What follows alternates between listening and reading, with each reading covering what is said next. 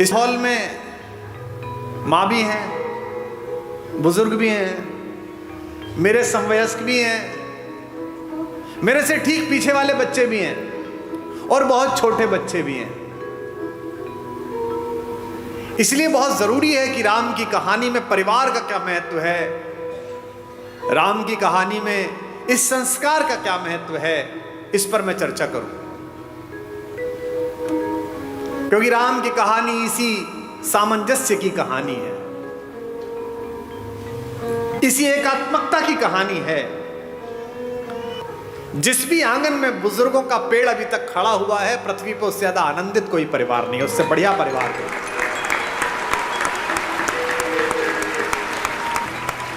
और परिवार को यह जानना जरूर है कि ये परिवार बचेंगे कैसे।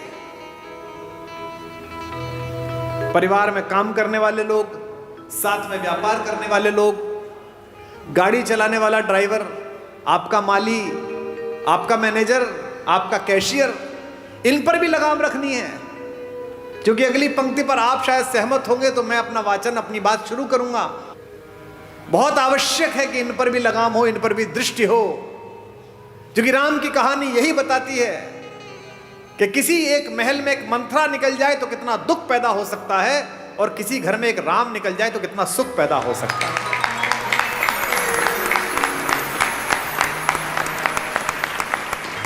दशरथ ने राम से यह तक कहा कि तेरी ये छोटी मां मुझसे गलत काम करा रही है बेटे, और तू इस समय सेनापति है, सारी सेनाओं का कंट्रोल तेरे हाथ में है, तू मुझे गिरफ्तार कर ले और मुझे जेल में डाल दे तो मेरा वचन भंग भी नहीं हुआ और तेरा राज्याभिषेक भी हो गया। मैं जेल में रह लूंगा लेकिन मैं तुझे निष्कासन नहीं दे सकता। लक्ष्मण कहते हैं राम से कि ये तीर, ये धनुष कंधे पे लटकाए घूमते हो, घर में अत्याचार हो रहा है, अनाचार हो रहा है, चुप बैठे हुए हो। कह रहे वलकल्ला, वनवास जाऊंगा, मैंने कैसे भाई की पूजा की, कैसे नायक हो। जब तुम कहते हो मेरे बड़े भैया कि मैं अत्याचार सहन नहीं करूंगा, तो अत्याचार तो यही हो रहा है घर में, तो तीर उठाते क्यों नहीं हो। तो राम ने कितनी अद्भुत बात कही। राम कहते किस पर तीर उठाऊं, इस मां पर बचपन में जिसका सपना देख के इसके पास आकर सोया हूं, इस पिता पर जिसने सुबह अपने बाल बनाते समय एक सफेद बाल देखा और उस बाल को देखकर गुरु वशिष्ठ के घर गए और कहा कि अब बस मेरा राज्य समाप्त हुआ, राम को दे दीजिए। या इस भरत पर, पाप भी जिसकी सोच की सीमा के बाहर खड़ा होकर प्रणाम करता है कि यहां नहीं जा सकता। किस पर तीर चलाने के लिए बोलता है, बता। राम कहते हैं कि बता मुझे, मैं किसको मारकर पातक लूं, इन तीनों में से किसे मार दूं। और आज समस्या क्या है, मुझे माफ करेंगी हमारी भाभियां, रात को टीवी पे क्या देख रहे हो, एक घर में 3 बहुएं हैं, पूरी रात षड्यंत्र चल रहा है। छोटी वाली ने बड़ी वाली का ऐसा करा, बड़ी वाली ने इसका ऐसा। ये अचानक नहीं हो रहा है। ये क्या सोच रहे हो, आपकी कहानी चल रही है। कहानी तो रामायण की चली थी तो कर्फ्यू लग जाते थे। तुम्हारे हीरे मोती जा चुके, तुम्हारी विद्या जा चुकी, तुम्हारी सारी तकनीक जा चुकी, तुम्हारे लड़के जा चुके, सब जा चुके। तुम्हारे पास एक चीज बची है जिसे छीनने के लिए पागल है पश्चिम, और वो चीज है तुम्हारा परिवार, तुम्हारे संस्कार। अब इस पर डाका डालने की कोशिश है।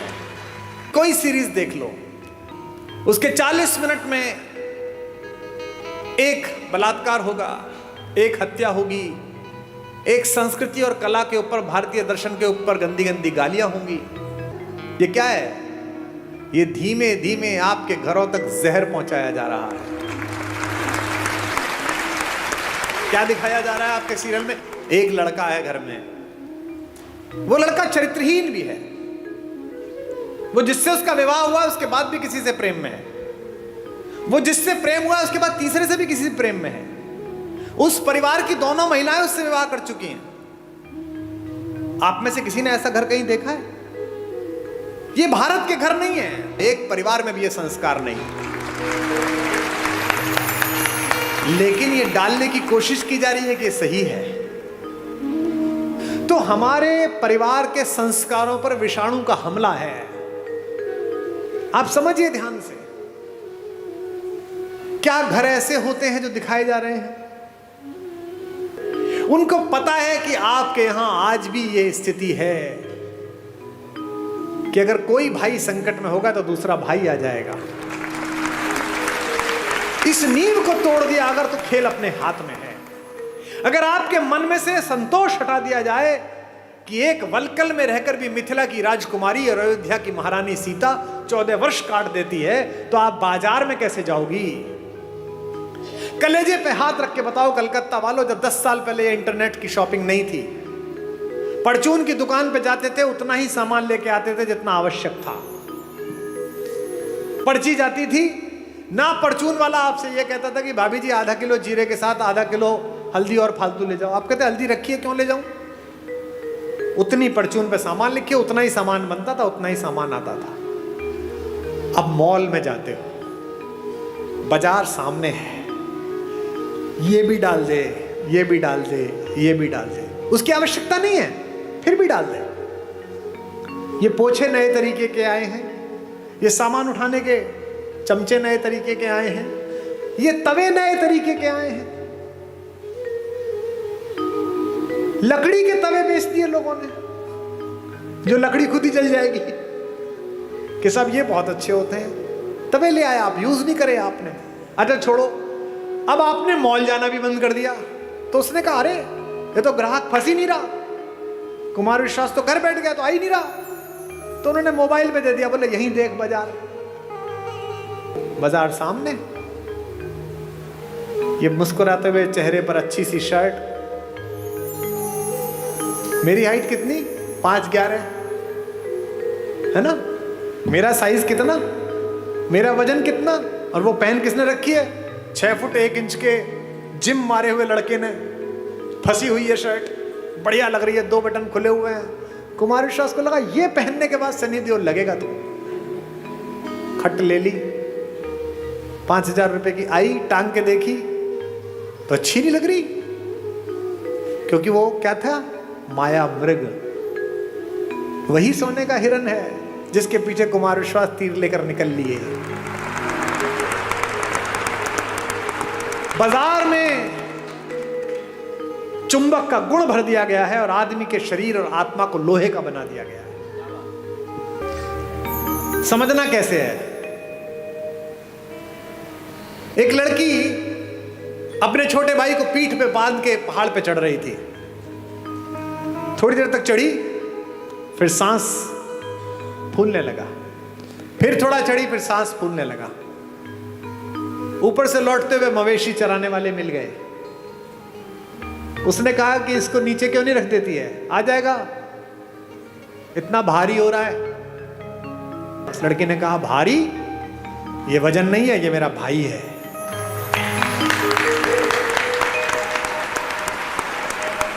एक व्यापारी सोने की अशर्फियां पीठ पर बांधे हुए पहाड़ पर चढ़ रहा था। उसी पहाड़ पर सोने की अशर्फियां भारी थी, चढ़ने लगा, सांस फूलने लगा, और चढ़ा, सांस फूलने लगा। एक जगह ऐसी आ गई कि या तो इसे फेंकना पड़ेगा या कुछ करना पड़ेगा। ऊपर से वही गडरिया वापस लौट रहे थे। उन्होंने उस सेठ से कहा कि ये जो पीठ पे बांध रखा है, इसे छोड़ क्यों नहीं देता, जान बच जाएगी, ऊपर पहुंच जाएगा। सेठ ने कहा छोड़ कैसे दूं, मेरा भाई थोड़ी है, ये तो पैसे हैं। अब आपको तय करना है कि आपको वो वाली बहन बनना है, वो सेठ वाला भाई बनना है। एक राम है जो जंगल में घूमते हुए सुग्रीव को भी भाई बना लेते हैं, हनुमान को भी कहते हैं तुम मोहि प्रिय ही भरत सम भाई। और एक रावण है जो अपने सगे भाई विभीषण को भी लात मार के बाहर भगा देता है। इस कहानी में केवल यही सीखते चलना, इसके पास क्या था, इसके पास क्या था, अपनी तुलना करना, फिर देखना रावण की तरफ खड़े हो कि राम की तरफ खड़े हो। और कितने भी बुद्धिमान हो, कितने भी अकलमंद हो, रावण से अकलमंद नहीं हो सकते। उसके 10 सिर थे। 10 सिर का मतलब सिर लगे हुए नहीं थे, 10 लोगों के बराबर की IQ थी। आपके घरों में कई बहुएं होती है ना, जिनके बारे में सास कहती हैं कि इसके 4 हाथ हैं, इधर चाय रखती है, इधर सब्जी काटती है, इधर ये करती है। और कई बहुएं ऐसी होती है 2 हाथ होने के बाद भी एक भी नहीं होता। अलग अलग तरह की होती हैं। 4 हाथ का मतलब 4 हाथ थोड़ी है, 4 हाथ का मतलब खटाखट काम करती है, ऐसी बहू होती है। तो रावण के 10 सिर ऐसे नहीं थे कि लगे हुए थे जो उन्होंने रामलीला में दिखा दिए। रावण के पास 10 लोगों की आईक्यू थी। वो पुलस्त मुनि का नाती था। संस्कृत का और आयुर्वेद का और विमान शास्त्र का और रसायन विज्ञान का अद्भुत विद्यार्थी था। भगवान शंकर जिसके गुरु हों, जिसने शिव तांडव स्तोत्र जैसी बड़ी रचना को लिखा हो, वो उसको घर में घुस के एक तपस्वी ने मार दिया। क्यों? क्योंकि प्रवृत्ति की बात थी, प्राप्त और पर्याप्त के बीच का अंतर था। राम को त्रैलोक्य में सौंदर्य के पहले 5-10 नाम में आने वाली रावण की अनित्य सुंदरी बहन सूपनखा प्रस्ताव देती है कि जंगल है, कौन देखेगा, मुझसे प्रेम कर ले, विवाह कर ले, और ये तो वैसे भी बिना माँ बाप के तेरे साथ आई है, तो सब निभा लेगी। राम कहते हैं माता मेरा विवाह हो चुका। लक्ष्मण से कहती है, लक्ष्मण भी यही करते हैं। गुस्से में सीता को हानि पहुंचाने की कोशिश करती है और ऐसे में अस्त्र उठता है और उसकी नाक पर चोट लग जाती है, जो रावण के गुस्से का कारण बनी है। ये राम है जो जंगल में भी मिले हुए इस अश्लील, अशालीन, असंस्कारी, अपारिवारिक अवसर को ठुकरा देते हैं।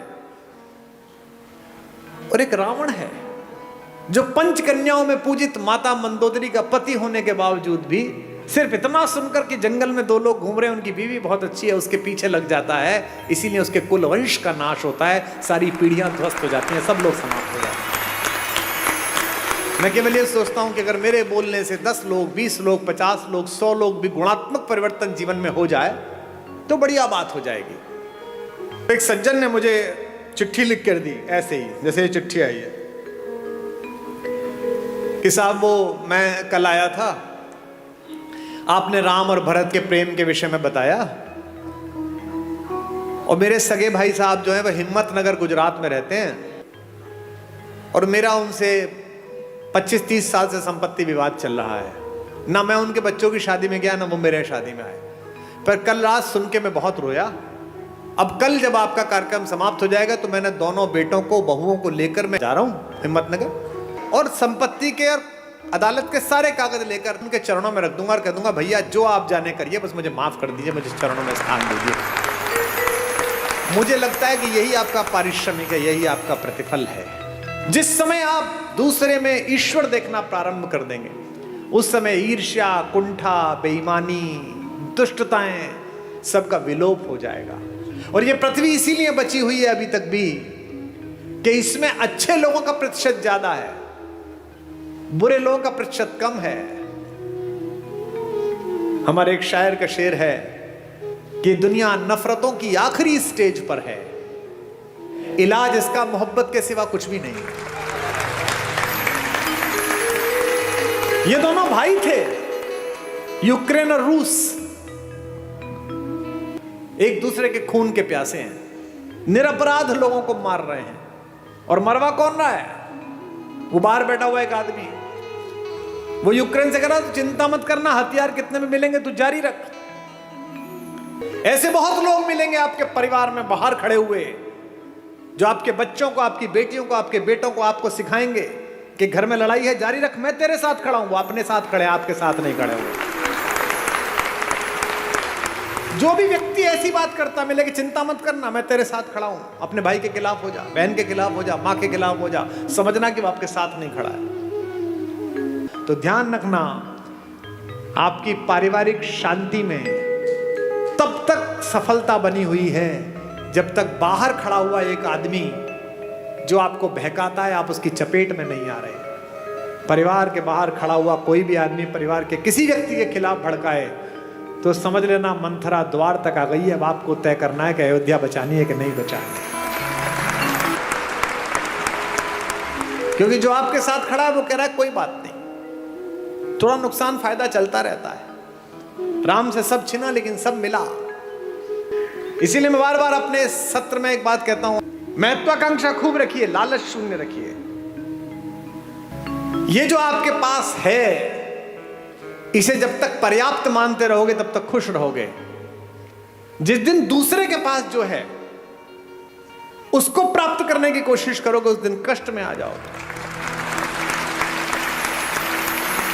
टेलीविजन पर क्या विज्ञापन आ रहा है? ये दो भाई बहन बैठे हैं, ये एक मामा जी बैठे हैं, एक माता बैठी है। इनमें प्रेम की क्या कमी है भैया? 2 शताब्दी से ज्यादा का प्रेम है दोनों का एक दूसरे से, भैया बहन का। हमको क्या सिखाया जा रहा है? रक्षाबंधन से 5 दिन पहले एक डायमंड की कंपनी आती है, वो कहती है इस रक्षाबंधन बहन को ये हीरा दे दो। हमको क्या सिखाया जा रहा है करवा चौथ पर? ये डायमंड दे दो। यहां तक कि घर में हम कौन सा कुकर खरीदे, इस पर भी प्रेम। जो बीवी से करे प्यार, वो इस फला कुकर से कैसे करें इनकार?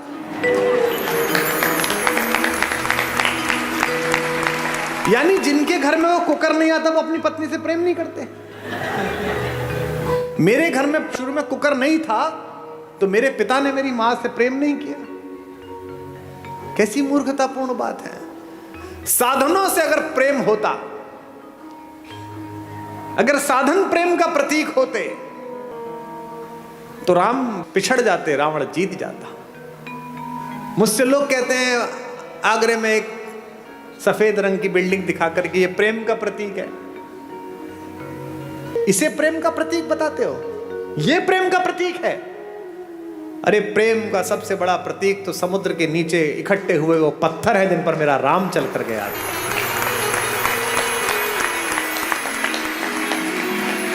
राम ने कहा है ऐसी की तैसी इस पर्वत की, ऐसी की तैसी इस समुद्र की। अगर मेरी प्रेमिका मेरी पत्नी के बीच में कोई आया है तो 7 समंदर पार छुपाओ, उसके घर में जाके मारूंगा। ये प्रेम है, इसे प्यार कहते हैं। प्रेम साधन पर कैसे निर्भर हो गया? महिलाएं एक दूसरे से पूछती हैं इस बार करवा चौथ पे क्या दिलाया, इस बार एनिवर्सरी पे क्या दिलाया। नहीं, उपहार देने चाहिए, लेने चाहिए, अच्छी बात है, पर इससे प्रेम कैसे जस्टिफाई हो रहा है? कोई ज्योतिषी बता सकता है कि इस वाली शादी में इतने कैरेट का हीरा दे दो, इसके बाद तलाक नहीं होगा? बता सकता है? नहीं बता सकता। लेकिन अगर माओ ने बेटियों में संस्कार डाले हों कि जिस घर जा रही हो उस घर में जो मां है वो भी मां ही है, अगर पिताओं ने पुत्रों में संस्कार डाले हों कि जिसकी बेटी इस घर में आ रही है उसका उतना ही अधिकार है जितना तेरा इस घर पर अधिकार है, तो हीरे की जरूरत ही नहीं है, घर ही अयोध्या बन जाएगा। अनुभव की मान्यता है। जिन परिवारों में अनुभव का सम्मान नहीं है उन परिवारों में प्रगति नहीं है। दिस इज माई लाइफ कहने वाले जो लोग हैं ना, जो छोटे बच्चे हैं, उनको ये जानना चाहिए कि अनुभव के सम्मान से ही बहुत सारी चीजें आती हैं। अनुभव से ही अगर सारे वानर युवा होते और एक जामवंत ना होता तो राम सीता तक पहुंच जाते। सब तो समुद्र के किनारे खड़े होकर ये सोच रहे थे यार मैं 40 किलोमीटर जा सकता हूं, मैं 5 किलोमीटर जा सकता हूं, कूद चेक कर रहे थे। जामवंत थे, उन्हें पता था कि ये हनुमान जा सकता है, लेकिन ये भूल गया है, इसको शाप मिला है। लेकिन कोई याद दिलाएगा तो याद आ जाएगा। तो हनुमान के कंधे पर हाथ रखकर बुजुर्ग जामवंत ने क्या कहा? का चुप साध रहे बलवाना, तू क्या चुप बैठा हुआ है, तू तो पार कर ही सकता है। और हनुमान ने मार दी उछाल और चले गए परली पार। इसलिए हर घर में एक जामवंत जरूरी है, एक बुजुर्ग जरूरी है कि जब तुम थक जाओ तो तुम्हारे कंधे पर हाथ रखकर कह सके क्या चिंता करता है बेटा, मार उछाल। एक जामवंत सबके घर में जरूरी है। और हम इन जामवंतों को सोचते हैं कि ये तो बूढ़े हो गए, ये क्या बताएंगे। मेरे पिता 86 वर्ष के हैं, वो फोन करते हैं तो मैं बिल्कुल एकदम सतर्क होकर उनसे बात करता हूं। उनका नाम भी सेव कर रखा है, रॉयल टाइगर। तुरंत डर के फोन उठाते हैं। मेरी बेटियां हंसती हैं कि बोलो, बहुत बड़े ज्ञानी बनते हो, किसी को कुछ भी समझते नहीं हो। अब देखो, मैं जानता हूं 87 वर्ष का एक बुजुर्ग आदमी मेरा कुछ नहीं बिगाड़ सकता अगर मैं अभद्रता करूं, वो भी जानते हैं। लेकिन मैं उनके आदर के अतिरिक्त मेरा लोभ ये भी है कि मेरी बेटियां ये सीख जाएं, ताकि मैं जब 87 वर्ष का हूं तो मेरी बात को वो गंभीरता से सुने कि बाप का फोन आया है। यदि चाहते हो कि तुम्हारा बेटा तुम्हारा आदर करे तो अपने पिता का आदर करना शुरू कर दो। यदि चाहते हो कि तुम्हारे बेटियां दूसरे घरों में जो गई हैं उनको स्नेह मिले तो अपनी बहुओं को स्नेह देना शुरू कर दो। यह संभव नहीं है कि तुम दूसरे की बेटी को स्नेह नहीं दोगे और अपनी बेटी के लिए स्नेह का मांग करोगे। यह सब वाइस वर्सा है, यह भी ईश्वर ने तय किया है। और शेष रघुनाथ पर छोड़ दो, शेष भगवान पर छोड़ दो, क्योंकि अगर वो साथ हैं तो फिर किस बात की चिंता।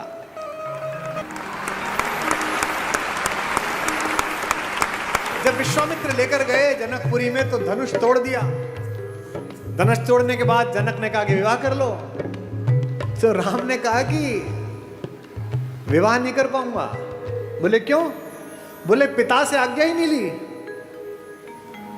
तो विश्वामित्र ने कहा कि तुम्हारे खानदान में तो 3-4 शादियां होती हैं, एक शादी यहां कर लो, अगली शादी पिताजी के कहने से कर लेना। इस परिवार में राम पहले व्यक्ति है, इसीलिए मर्यादा पुरुषोत्तम है। उन्होंने ये मर्यादा दी। और उन्होंने कहा अपने भाई से लक्ष्मण से रात्रि में कि लक्ष्मण, मैं विवाह करूंगा तो एक करूंगा, क्योंकि मैं तो था नहीं, लेकिन एक क्षत्र इस अंतःपुर पर, इस रनिवास पर राज करती हुई मेरी मां कौशल्या के सामने जब दूसरी मां आई होंगी तो निश्चित रूप से मां को थोड़ा कष्ट तो हुआ होगा। और इन दोनों माओं के सम्मुख जब तीसरी मां आई होगी तो इन दोनों माओं को कष्ट हुआ होगा। तो आज के बाद से मैं मर्यादा स्थापित करूंगा कि विवाह करूंगा तो एक करूंगा। लक्ष्मण कहते हैं अपना धनुष उनके चरणों में रखकर कि भैया अगर आप ये मर्यादा पालन करते हैं तो मैं भी आज एक प्रण लेता हूं कि चाहे कुछ हो जाए मैं आपके चरणों को छोड़कर कहीं नहीं जाऊंगा, मैं आपकी परछाई की तरह आपके पीछे पीछे चलूंगा। उर्मिला है जो पति के साथ नहीं गई है, रह गई है। मांडवी है,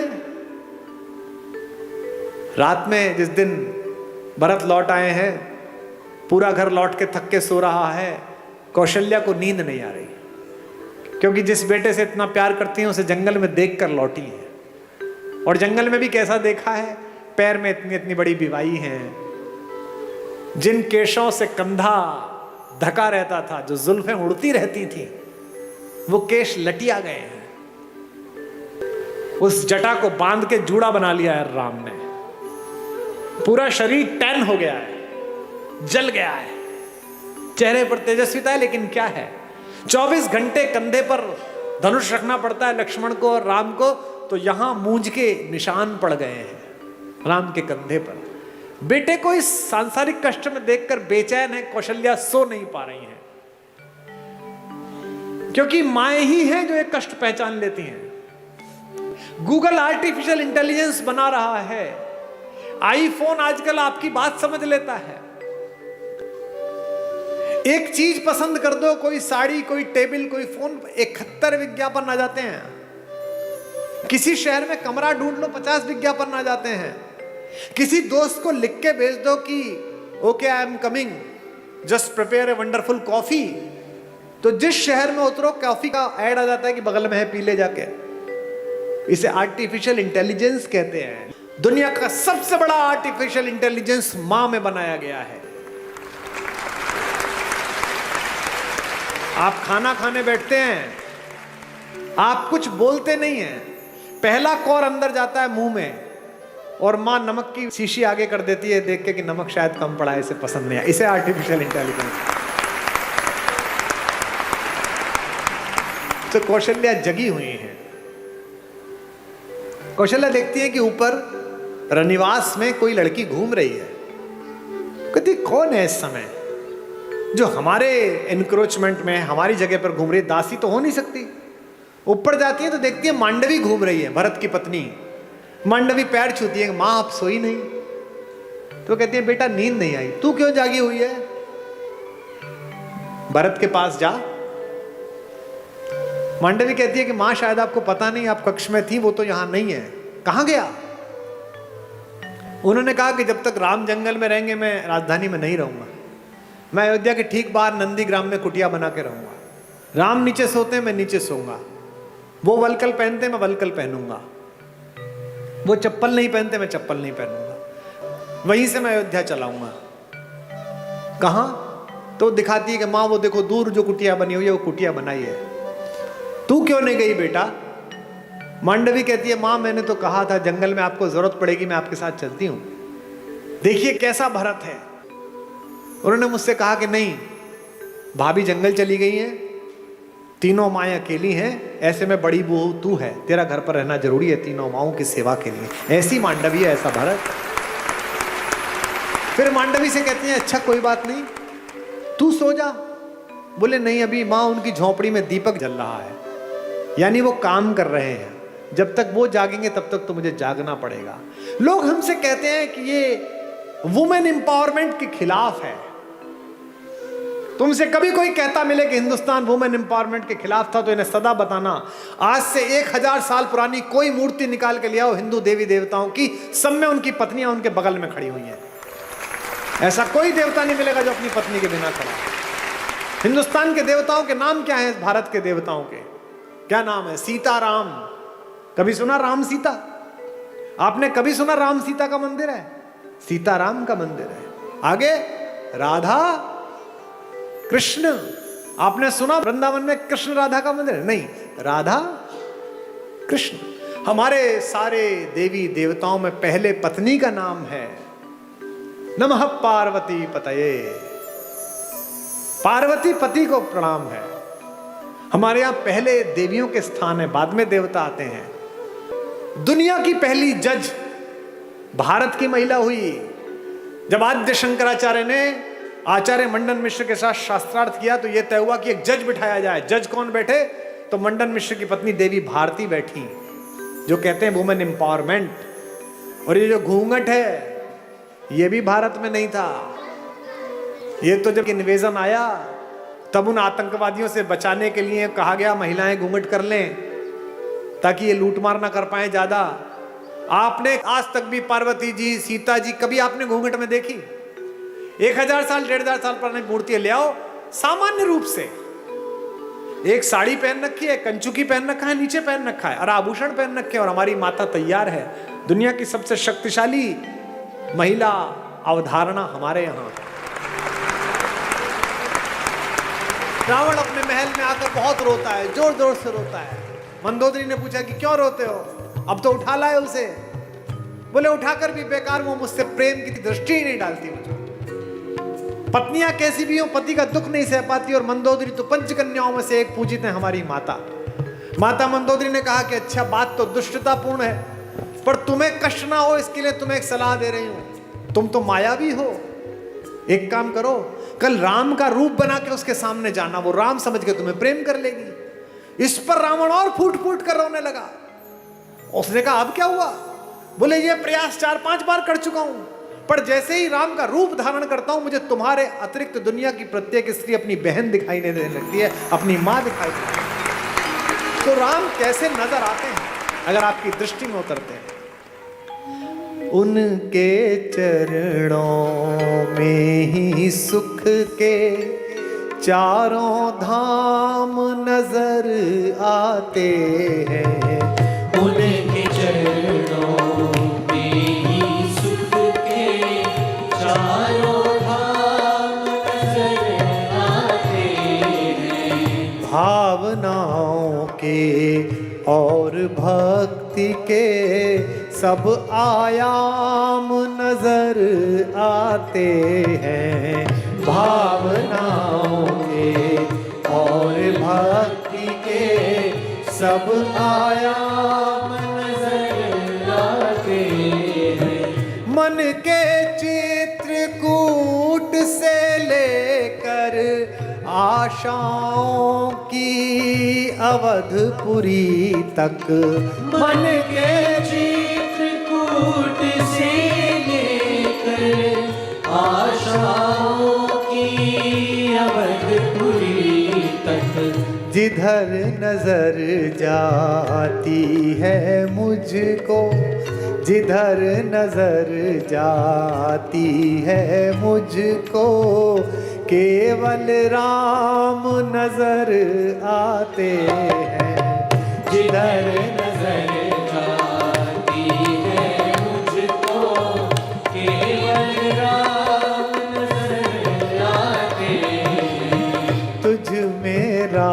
राम नजर आते हैं, तुझ में राम नजर आते हैं, तुझ में राम नजर आते हैं, तुझ में राम नजर आते हैं। अच्छा, ये बच्चियां बैठी हैं, इनकी जब शादी होती है तो एंगेजमेंट रिंग कितनी महंगी बनती है।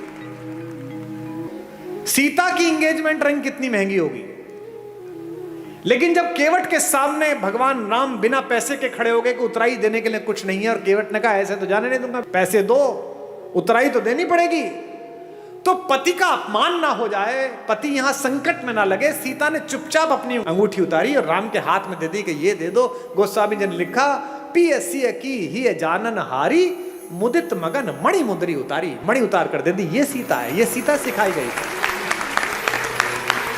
ये सीता घर घर में सिखाई गई थी, इसीलिए हमारी माएं, हमारी नानियां, हमारी दादियां कम में काम चला लेती थी। आज क्या हो गया, कम हो गया तो झगड़ा हो गया, पति की नौकरी 4 साल नहीं लगी तो तलाक हो गया, पत्नी की नौकरी छूट गई तो झगड़ा हो गया। इसका मतलब क्या है, सुख साधन पर केंद्रित कर दिया। और यहां बैठे हुए धनी लोगों, सुख साधन में है ही नहीं। तुम्हारे ऑफिस में जो 15,000 रुपए में बाहर खड़े होकर सफाई करता है लड़का, जो तुम्हारी गाड़ी पर पोछा मारता है, किसी दिन कलकत्ता में आसमान में हल्की बारिश होती है, साइकिल से वापस जाता हुआ बाजार से पाव भर बेसन खरीदता है, पाव भर प्याज खरीदता है, आलू खरीदता है, एक छोटी सी बोतल में 200 मिलीलीटर तेल सरसों का लेता है, और पत्नी से कहता है मौसम बहुत अच्छा रहा, पकौड़े बना ले। वो स्टोव पे पकौड़े बनाती है, दोनों बाहर बैठकर खाते हैं, और शाम को सोते हुए कहता है यार क्या शाम बीती है, भगवान का धन्यवाद, क्या अच्छा मौसम है, क्या बढ़िया हो। और तुम पेरिस जाकर भी सुखी नहीं हो, तुम लंदन की ऑक्सफोर्ड स्ट्रीट पे शॉपिंग करते हुए खुश नहीं हो, क्योंकि तुम डेपुटेशन पे दुख को भेज रहे हो। दुख हो गया है, थोड़ी मार्केटिंग कर लूं शायद कम हो जाएगा, दुख हो गया है, थोड़ा मेकअप करके एक सेल्फी ले लूं शायद कम हो जाएगा। ये जो फेसबुक पर, ट्विटर पर, इंस्टाग्राम पर बहुत हंसते मुस्कुराते चेहरे हैं, इनमें से अधिकांश की जड़ें खोखली हैं, इसीलिए ये आत्महत्या करते हैं, इसीलिए ड्रग्स में गए हैं, इसीलिए शराब में गए हैं। ये राम की कहानी आपकी जड़ों की आत्मा में यूरिया का काम करती है, आध्यात्मिकता का। ये आपको मजबूत करती है, एक भाई की तरह, एक पति की तरह, एक पुत्र की तरह, एक नागरिक की तरह, भाई भाई के संबंध, भाई बहन के संबंध।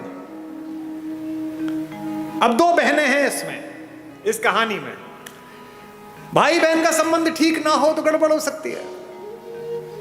एक बहन है शूर्पणखा, जिसको अपने बदले की चिंता है, भाई के नाश हो जाने की चिंता नहीं है। मेरा बदला पूरा हो जाए बस। वो ये नहीं कहती कि मेरा अपमान किया, वो ये नहीं कहती कि मैंने नीचतापूर्ण व्यवहार किया, वो कहती है कि मैंने बताया मैं तुम्हारी बहन हूं, इसके बाद मेरा अपमान कर दिया। और उसकी तो बीवी बहुत सुंदर है, वो जंगल में क्या कर रही है, वो तो भैया आपके पास होनी चाहिए। ऐसी बहन देखी है कोई जो अपनी भाभी के रहते बाहर की किसी औरत का वर्णन करे कि इससे अपना लो? इसका मतलब वो बहन ही दुष्ट है, उसने अपने भाई का नाश करा दिया। एक सीता है, सीता का भी एक भाई है, आपको पता है? जब अशोक वाटिका में माता बैठी हुई है तो रावण आता है उनसे मिलने, रोज आता है, कहता है मेरा प्रणय प्रस्ताव स्वीकार कर ले। क्या उस तपस्वी के पीछे पड़ी रहेगी, वो तो जंगली है, मैं मार दूंगा उसे, खत्म हो जाएगा, वो कुछ नहीं कर पाएगा, तुझे ले नहीं जाएगा। माता पूरी सात्विकता के साथ बैठी है। एक दिन कहता है कि देख मेरी बात मान ले, अन्यथा मैं बलपूर्वक तुझे उठा लूंगा यहां से। तो वो जिस चटाई पर बैठी हैं, उस चटाई का एक तिनका तोड़ती हैं और तिनका तोड़कर अपने रावण के बीच रख देती हैं और कहती हैं कि तू कैसी मूर्खतापूर्ण बात करता है रे, कि तू मुझे छू लेगा? ये तिनका रखा है, इसे पार करके दिखा दे, तेरे में औकात है तो। एक वैज्ञानिक सोच वाली युवती ने मुझसे पूछा कि क्या कुमार विश्वास जी आप भी कैसी पोंगा पंडितों वाली मूर्खतापूर्ण बातों की समर्थन करते हो? जो कैलाश पर्वत को उठा लेता हो तो तिनका नहीं उठा पाएगा। ऐसा क्या सीता में मनोबल आ गया तिनके को देख? अब मैं जो बात कह रहा हूं उसको बहनें सुने। एक लड़की अपने पति के साथ भी इतना सुरक्षित अनुभव नहीं करती इतना भाई के साथ करती है। क्यों? सीता भूमि से पैदा हुई है। सीता का नाम है भूमिजा और तिनका भूमि से पैदा हुआ है। संस्कृत में उसे कहते हैं भूमिज। वो तिनका नहीं है, वो सीता का भाई है। सीता कहती है मेरे इस भाई से निपट ले, पति से तो बाद में निपटना, वो तो बाद में आ जाएगा, पहले इस भाई से निपट। एक तृण धरकर कहती है, उसकी ओट में बैठकर कहती है वैदेही, तृण धरि ओट कहत वैदेही, तृण धरि ओट कहत वैदेही, सुमिर अवधपति परम स्नेही, तृण धरि ओट कहत वैदेही, सुनिर अवधपति स्नेही। एक बात आपको बता दूं मैं, जिस दिन आपको अपने पिता की बेटी से अपनी बेटी ज्यादा अच्छी लगने लगे, उस दिन समझ लेना कि अमंगल की तीर्थ यात्रा प्रारंभ हो गई है। क्योंकि पहला संबंध तो पृथ्वी पर आपका उसी से है जो एक कोख से पैदा हुआ है। ये जो भैया दूज पर और राखी पर बहनें राखी बांधने आती हैं, हम क्या समझते हैं कि ये एक त्योहार मनाने आती है? नहीं, ये उस भाई में अपने माता पिता का मंगल ढूंढती हैं। ये जानती है कि मेरा भाई ठीक रहा तो मेरे माँ बाप का बुढ़ापा ठीक कटेगा, ये समृद्ध रहा, ये शक्तिशाली रहा तो अच्छा हो जाएगा, और उसी के आशीर्वाद से तुम्हारा स्वास्थ्य चलता है। इसीलिए उस तिनके की ओट पर बैठी हुई सीता जानती है कि जब तक ये तिनका है, जब तक ये मेरा भाई है, चाहे कैसा भी हो, तिनके से ज्यादा गरीब बेचारा कौन होगा? तिनका तो बहुत ही गरीब भाई है, लेकिन फिर भी वो जानती है कि ये रक्षा करेगा। इसलिए इस पूरे पारिवारिक प्रतिष्ठान में, राम कथा में, एक एक प्रतीक शास्त्र ऐसा है जो आपको आपके पारिवारिक मूल्यों के साथ जिंदा रख सकता है।